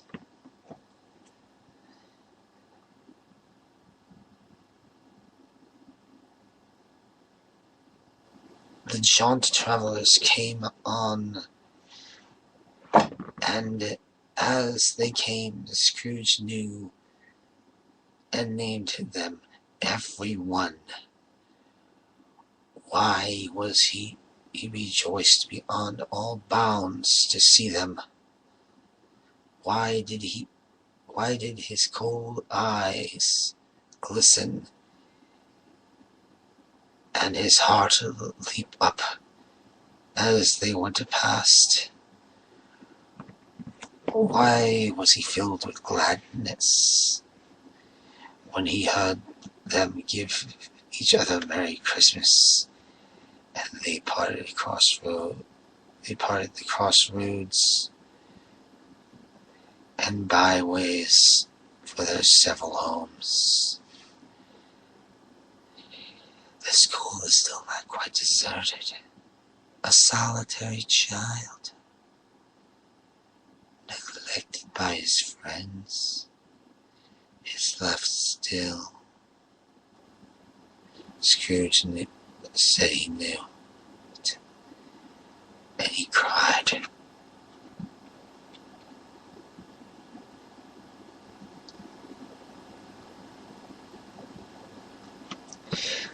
They left in the high road by a well-remembered lane, soon approached a mansion of dull red brick.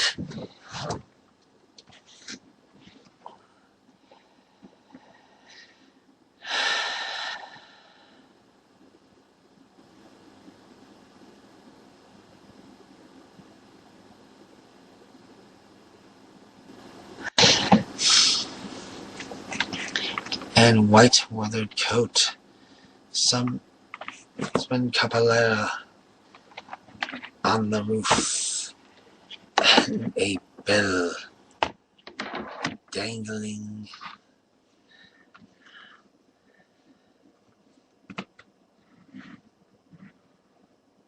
and a bell.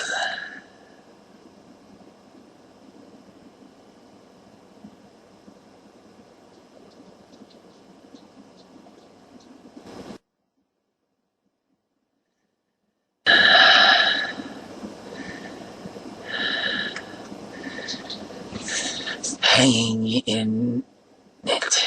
Entering the dreary hall, he glanced through the open doors. Many rooms. They had found them poorly furnished, cold and vast.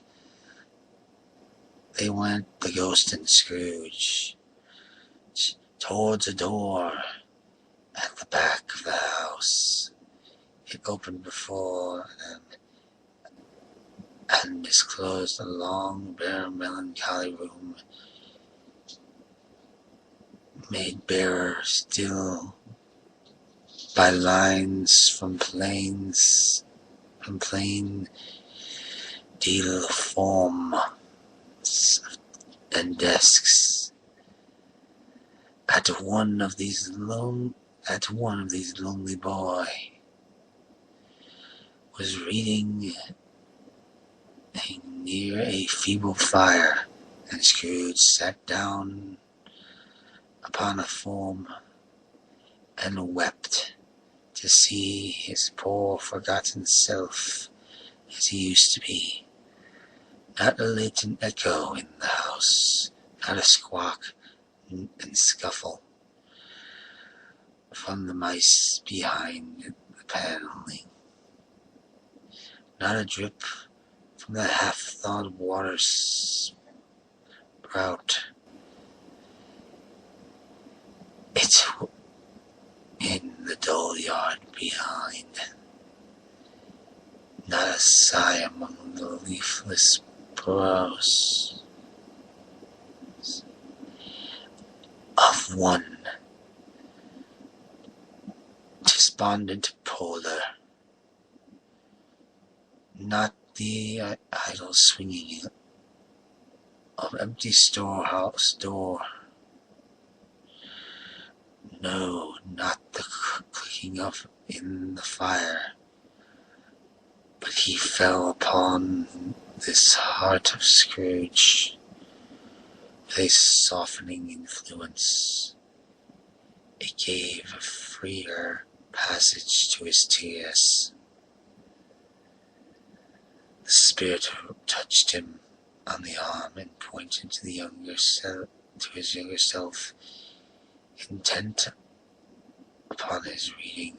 Suddenly a man in foreign garments, wonderfully real and distant to look at, stood upon the window, and with an axe stuck it in his belt, and leading by the bridle an ass laden with wood. It's Ali Baba. It's dear honest Ali Baba. Yes, I know. One Christmas time, when yonder solitary child was left all alone, he did come. For the first time, just like that, poor boy. And Valentine and his wild brother Orson, there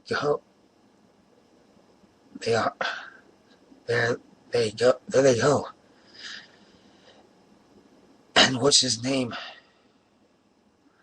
Who put down in his drawers asleep at the gate of Damascus.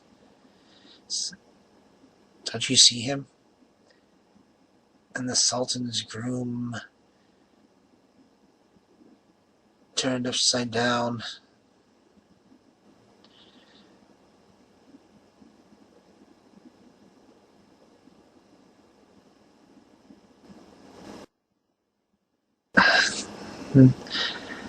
By the genie.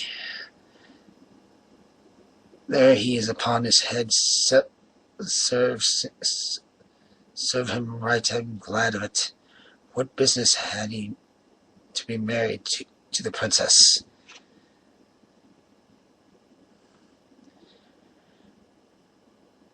To hear Scrooge expending all the earnest of nature on such subjects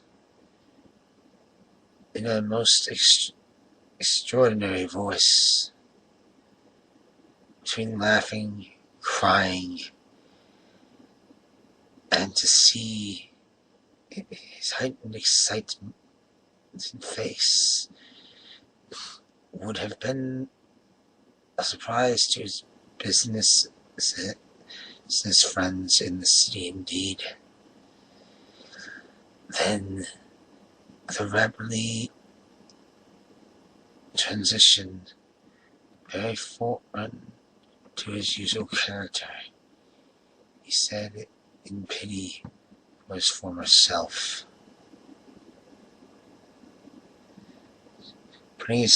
Scrooge putting his hand in his pocket, and looked about him after drying his eyes with his cuff.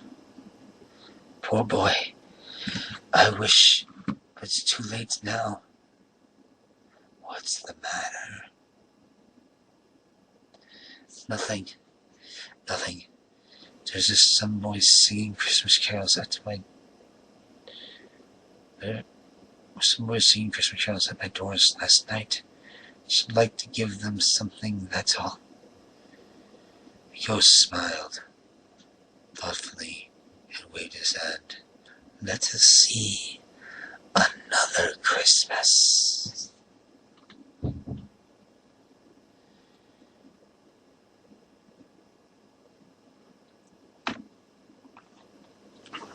Scrooge's former self grew larger at the words, and the room became a little darker and more dirty.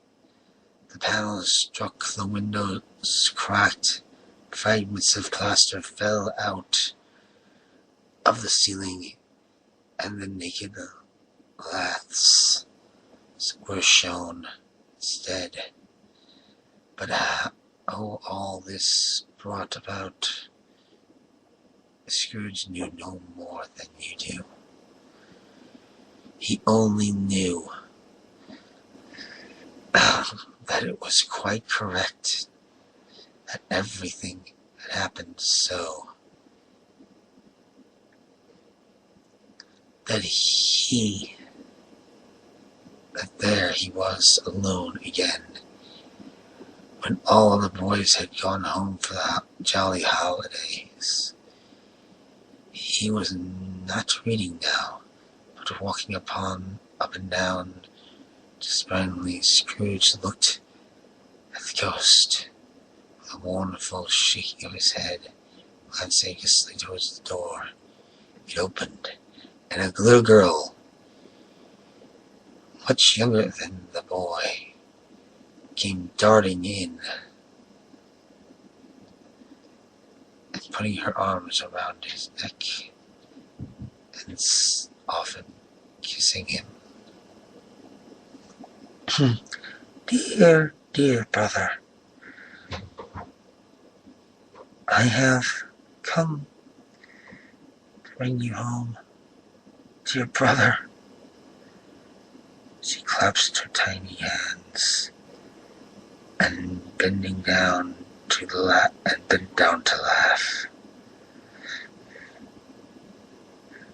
To bring you home.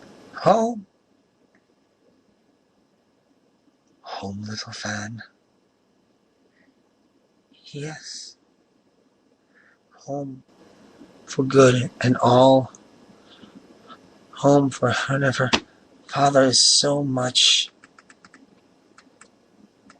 kinder than he used to be. Home, like heaven. He spoke so gently to me one dear night when I was going to bed that I was not afraid to ask him once more if you might come home. And he said, yes, you should, and sent me on a coach to bring you. And you're to be a man, and we are never to come back here. First, we'll be together all the Christmas long and have the merriest time in all the world. You're quite a little woman, Fan.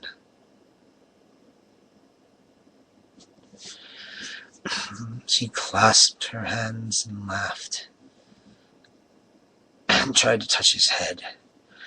But being too little, she laughed again, and stood tiptoed to embrace him. Then she began to drag him in her childish eagerness towards the door. And he, nothing loath to go accompany her. Always, a delicate creature whom a breath might have withered, but she had a large heart. So she had. You're right. I will not gainsay it, Spirit. God forbid. She died a woman, and had, as I think, children.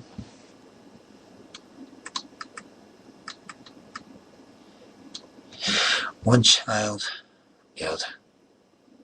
True, your nephew. Yes.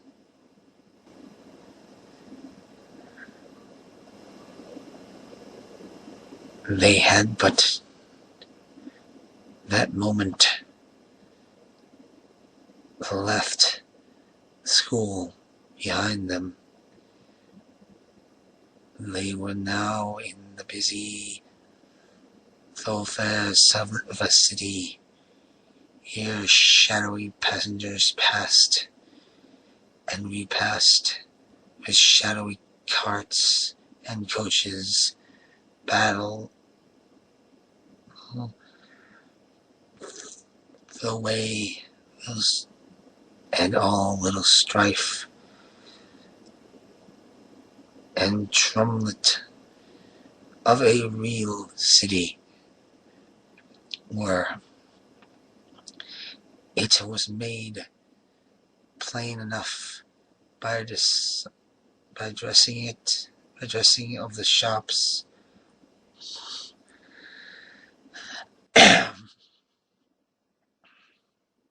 Forgive me, I'm clearing my throat. It was made plain enough by dressing of the shops that here too it was Christmas time again, but it was evening, and the streets were lit up. The coast stopped at a certain warehouse door and asked Scrooge if he knew it.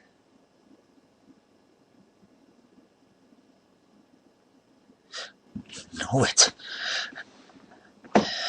I apprenticed here. They went in at sight of an old gentleman with a Welsh wig, sitting behind such a high desk. Then he had been 2 inches taller. He must have knocked his head against the ceiling. Scrooge cried in great excitement, "Why, old Fezziwig, bless his heart! It's Fezziwig alive again!" Old Fezziwig laid down his pen and looked up at the clock, which pointed to the hour of 7. He rubbed his hands adjacent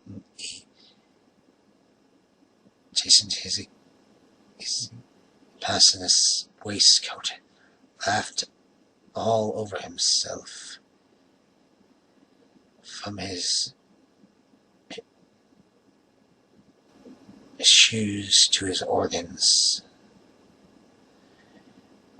of benevolence, and called out in a comfortable voice, "Oily, rich, fat, jolly voice."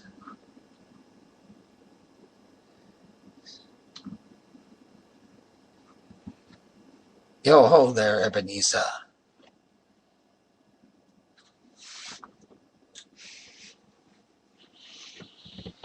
And that's the end of part 4. We'll have part 5 in a moment. At www.spreaker.com, create your own radio show and find thousands of exclusive radio channels. Welcome to part 6. Sorry for repeating myself. Spirit, show me no more. Conduct me home. Why do you delight in torturing me? One more shadow. No more. No more. I don't wish to see no more.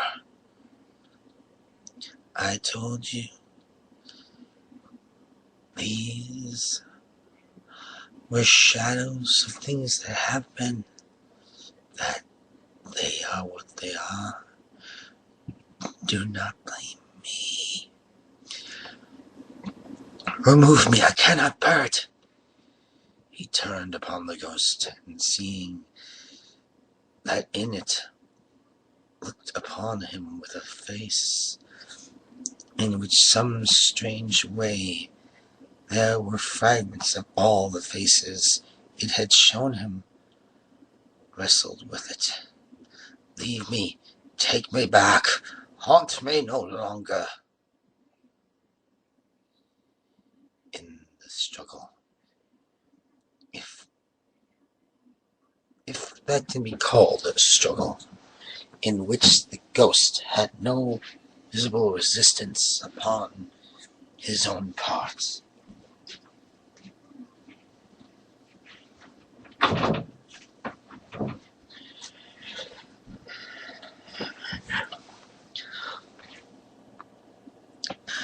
Was undisturbed by any effort of its adversity.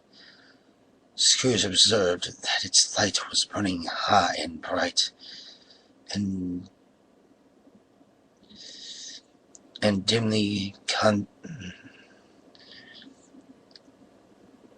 consenting that with its influence over him, he seized the extinguisher cap, and by a sudden action pressed it down upon his head. The spirit dropped beneath it, so that the extinguisher covered its whole form.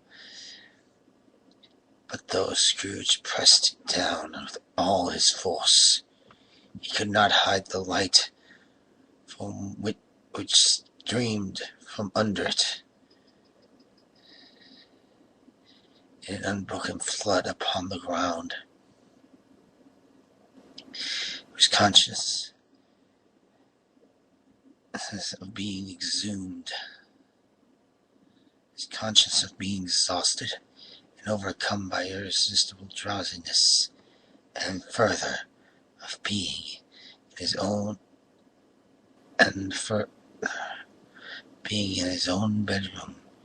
He gave the cap a squeeze in which his hand relaxed,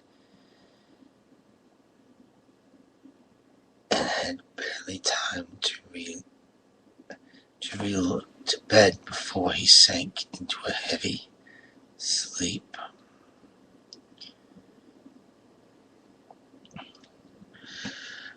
Awakening in the middle of a bus. You know what? We'll continue this tomorrow. Start with stage 3 with part 7. So until next time, kiddies. I'm not even going to say it. Not tonight. But anyway, good night. This concludes our broadcast day.